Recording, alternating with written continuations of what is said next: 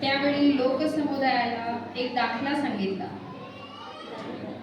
आणखी प्रविष्ट म्हणाला, कोणा एका मनुष्याला 2 मुलगे होते.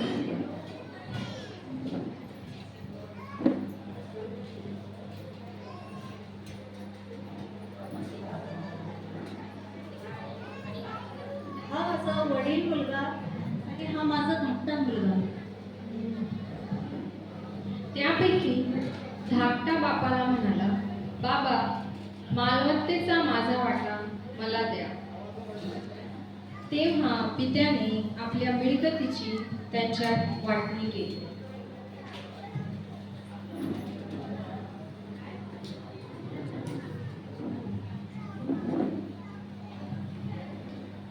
मग फार दिवस झाले नाही, तोच धाकटा मुलगा सर्व काही जमा करून दूर देशी निघून गेला.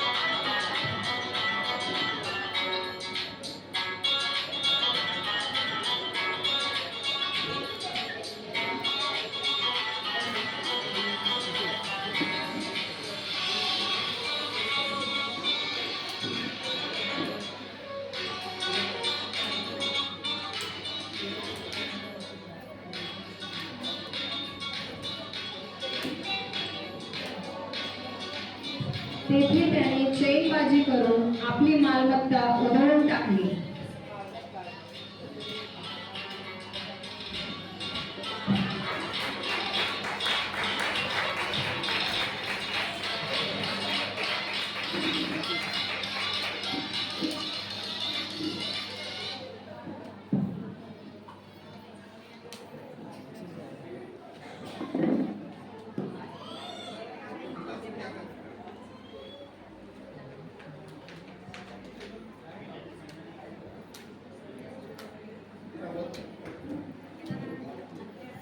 त्याने आपले सर्व खर्चून टाकल्यावर त्या देशात मोठा दुष्काळ पडला. तेव्हा त्याला अडचण पडू लागली.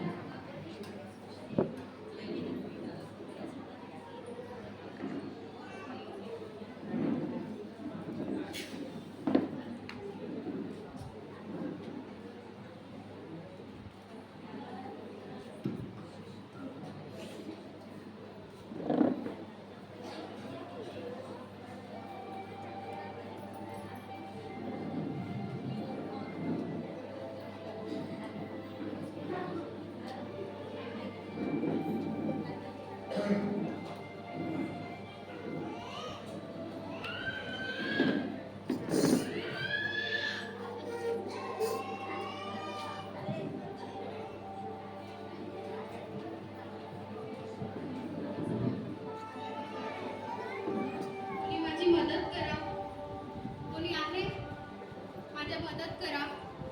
कोणी आहे? मला खूप भूक लागली आहे. कोणीतरी माझी मदत करा.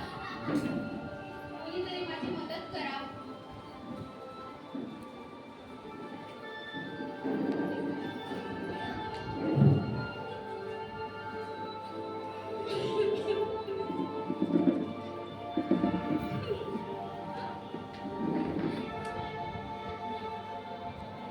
कोणी त्याला मदत करेल म्हणून तो त्याच्या मित्रांकडे गेला. मित्रांनो, ऐक ना. मित्रा, ऐक ना. माझे पैसे संपले. बघ ना, माझ्याकडे काहीच नाही. माझी मदत कर ना.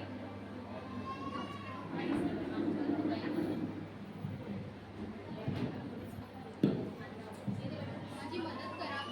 मित्रांनो, माझी माझ्याकडे काहीच नाही. काहीतरी प्यायला दे ना यार, मला भूक लागली. मला काहीतरी प्यायला काही मला काहीतरी द्या ना. मला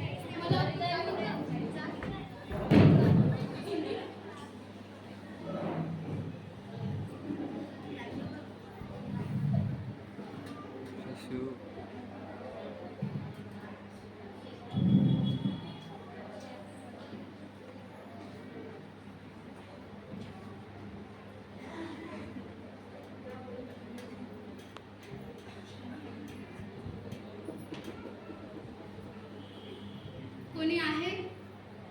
माझी मदत करा. कृपया कोणीतरी माझी मदत करा.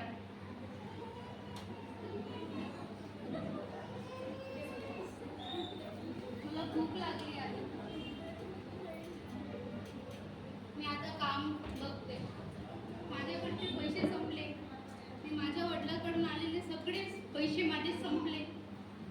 मग तो त्या देशातील एका रहिवाशाजवळ जाऊन त्याला चिकटून राहिला. त्याने त्याला आपल्या देशात डुकरे चारावयास पाठविले.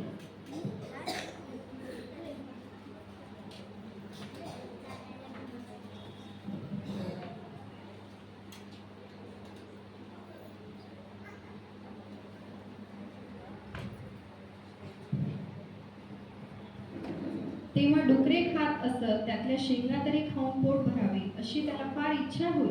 त्याला कोणी काही देत नसे. नंतर तो शुद्धीवर येऊन म्हणाला, माझ्या बापाच्या कितीतरी मोलकऱ्यास भाकरीची रेलचेल आहे आणि मी तर ते भुकेने मरतो आहे. मी उठून आपल्या बापाकडे जाईन व त्याला म्हणेन, बाबा, मी स्वर्गाविरुद्ध व तुमच्या विरुद्ध पाप केले आहे. आता तुमचा मुलगा म्हणून घेण्यास मी योग्य नाही. आपल्या एका मोलकऱ्याप्रमाणे मला ठेवा. मग तो उठून आपल्या बापाकडे गेला. तो दूर आहे तो त्याच्या बापाने त्याला पाहिले आणि त्याला त्याचा कळवळा आला आणि धावत जाऊन त्याच्या गळ्यात गळा घालून त्याने त्याचे मुठी घेतले. मुलगा त्याला म्हणाला, बाबा, मी स्वर्गाविरुद्ध व तुमच्या विरुद्ध पाप केले आहे.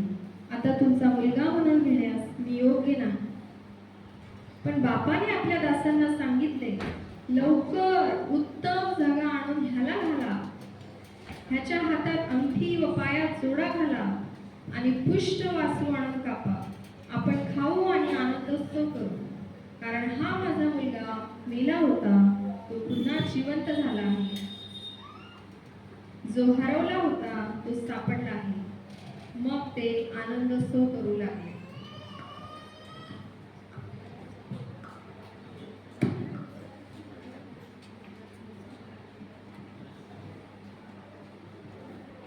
मेंढरू सापडला, मेंढरू मेंढरू सापडला, मेंढरू सापडला. बापाची हिरवळ पुरळ पडली, बापाची हिरवळ पुरळ पडली. बहकुनिया गेला, बहकुनिया गेला. मेंढरू सापडला, मेंढरू सापडला. त्यांचा वडील मुलगा शेतात होता. तो घराजवळ आला तेव्हा त्याने गायन वादन व नृत्यांचा आवाज ऐकला. तेव्हा त्याने एका चाकरास बोलावून विचारले, हे काय चालले आहे? तुमचा वडील आले, त्यांनी तो तुमच्या वाचत. तुमचा भाऊ आला, त्यांनी तुमच्या.